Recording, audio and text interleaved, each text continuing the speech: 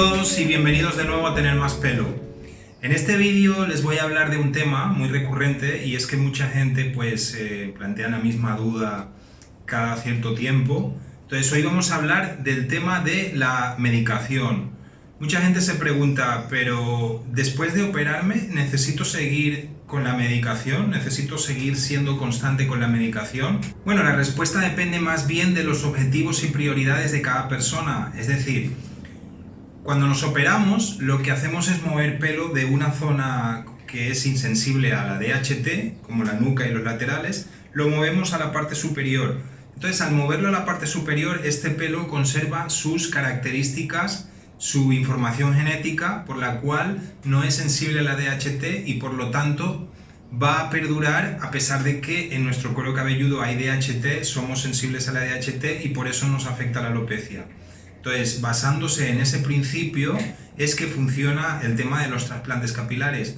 Ahora bien, el tema de la alopecia es un tema aparte, ya que al mover ese pelo de la zona de la nuca a la zona superior, no tratamos la alopecia. Es decir, la alopecia es un tema genético que va a seguir su curso a no ser que tomemos alguna medida. ¿Cuál es la medida? Pues el tema de la medicación.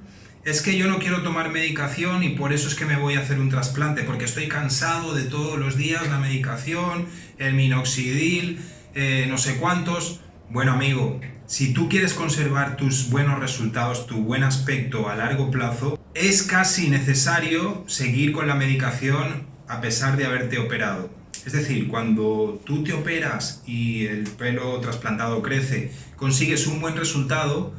Si tú paras la medicación en aquellas zonas que no se han intervenido, ese pelo va a poder seguir cayendo, con lo cual en unos años, depende de la genética de cada persona, pues puedes verte de nuevo con un aspecto que necesite o bien otra operación. Si tu zona donante es buena y lo permite, pues no van a haber problemas para hacerte otra operación.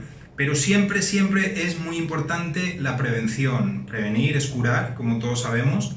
En ese sentido, la medicación lo que está haciendo es prevenir de que esa alopecia, si bien es complicado decir que se va a detener del todo, sí que podemos asegurar que en la mayoría de los casos se puede ralentizar hasta casi detenerse. Entonces, la pregunta del millón era, ¿debo seguir con la medicación después de operarme? Depende de cómo te quieres ver en unos años. Si tu objetivo es verte lo mejor posible, sí, es necesario seguir con la medicación para mantener ese buen aspecto el más tiempo posible. ¿Qué ocurre si una persona decide operarse y no seguir tratamiento, ¿no? Dejar por completo el tratamiento o seguir con alguno en parte, uno sí y otro no? Bueno, depende al final de la genética de cada persona.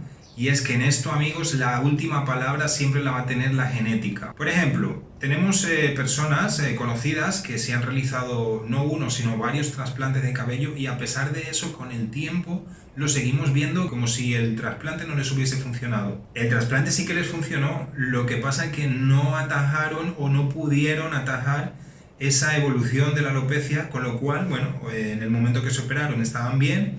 El proceso de la alopecia siguió su curso, siguieron perdiendo cabello y ejemplos como este tenemos varios. Tenemos el caso de Wayne Rooney, el famoso futbolista inglés. A nivel mundial se hizo famoso por el tema de los trasplantes. Creo que fue uno de los primeros en hablar abiertamente de que se había realizado un trasplante capilar. Salió en varios medios mostrando fotos recién operado y demás. Aquí podemos ver unas imágenes de Wayne Rooney antes de su operación y después, en el 2011, recién injertado.